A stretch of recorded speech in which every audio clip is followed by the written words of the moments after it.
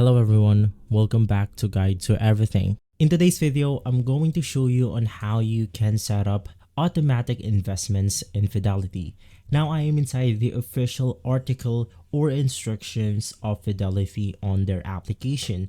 Now, in our case, it's going to be extremely simple. You just want to navigate through the trade section. So you just want to click on the trade on your Fidelity account. From there, you want to simply select the recurring investments. From there, we then have to select our security type like stocks, mutual funds, or the Fidelity basket portfolios. Of course, after you want to choose your account, choose your symbol. For example, we have different symbols like here, like ARBINE Industries or something like that.